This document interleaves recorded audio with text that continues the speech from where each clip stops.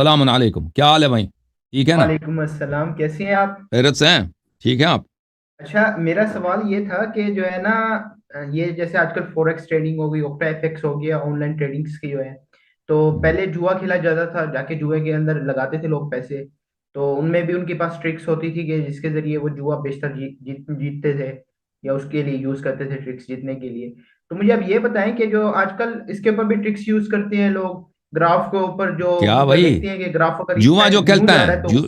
جوا میں فکس کرنا جائز ہے یا نہیں ہے؟ یہ سوال یہ نہیں، میرا یہ سوال یہ ہے کہ اوکٹا ایف ایکس کی جو ٹریڈنگ ہے کیا وہ جوئے کی طرح ہے نا؟ جوا مجھے تو نہیں حرام ہے، معلوم ہے، یہ یہ مجھے ہمیں نہیں پتہ معلوم ہے. ہے کیا چیز، کس چیز کی بات کر رہے ہو نا اسٹاک وہ۔ ایکسچینج کی جو ٹریڈنگ ہے، اسٹاک جو گراف ٹریڈنگ ہاں، ہوتی ہے. کسی کو سے جھوٹ بولنا حرام ہے. دیکھیں، کاروبار جب آپ کرتے ہیں کسی سے خیانت غداری کرنا حرام ہے. یہ مسلمان کا کام نہیں ہے.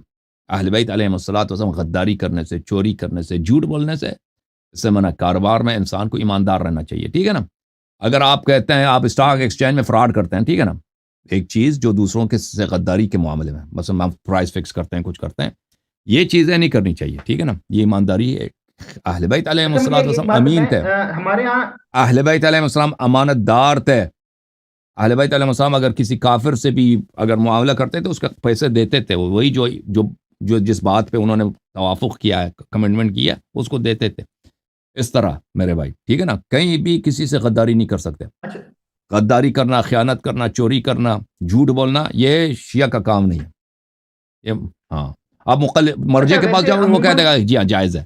مرجے کے پاس جاؤ، وہ سب وہ کہتے ہیں، وہ مرجے میں پتہ ہے، وہ عراق میں بینکوں سے جو پیسے چوری ہوتے ہیں نا، وہ کہتے ہیں بینک سے پیسے مراجے کا فتویٰ، بینک سے چوری کرنا جائز ہے جی، کیونکہ یہ مجہول المالک ہے. وہ بینک میں جتنے لوگ، کوئی کروڑ، امریکہ میں اتنے لوگ پیسے لے کے آئے ہیں عراق سے، یہ عراقی شیعہ. اور گورنمنٹ سے بھی چوری کرنا جائز ہے، انہوں نے فتویٰ دے دیا ہے کیونکہ یہ مجہول المالک ہے. وہ اسی لیے عراق کی تو وہ نہیں ہوتی نا، ترقی نہیں ہوتی، کیونکہ وہ گورنمنٹ شیعوں کے ہاتھ میں ہے. اور شیعہ مراجع کا فتویٰ کیا ہے کہ چوری کرنا جائز ہے کیونکہ یہ مجہول المالک ہے.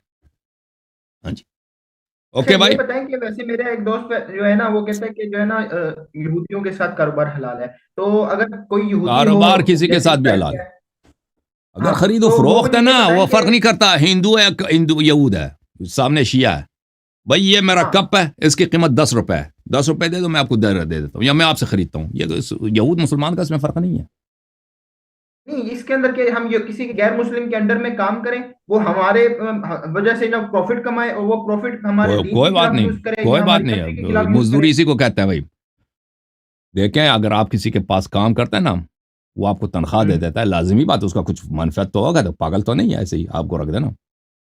تو اگر وہ فعل حرام نہیں ہے، مثلا اگر وہ آپ سے کہتا کہ اتنا شراب بیچو، میں تمہیں اتنا کمیشن دوں گا یا اتنا تنخواہ دوں، یہ شراب بیچنا حرام ہے.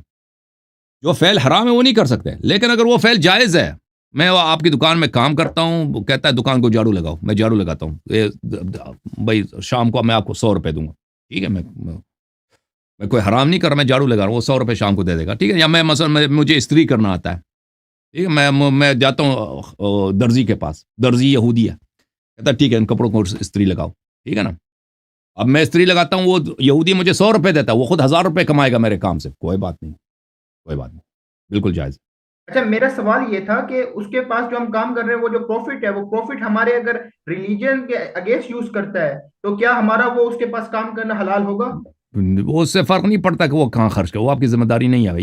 یہ وہ اگر وہ کہیں خرچ کرتا ہے نا، وہ پیسہ کما کے، وہ آدمی، وہ آپ کی ذمہ داری نہیں ہے.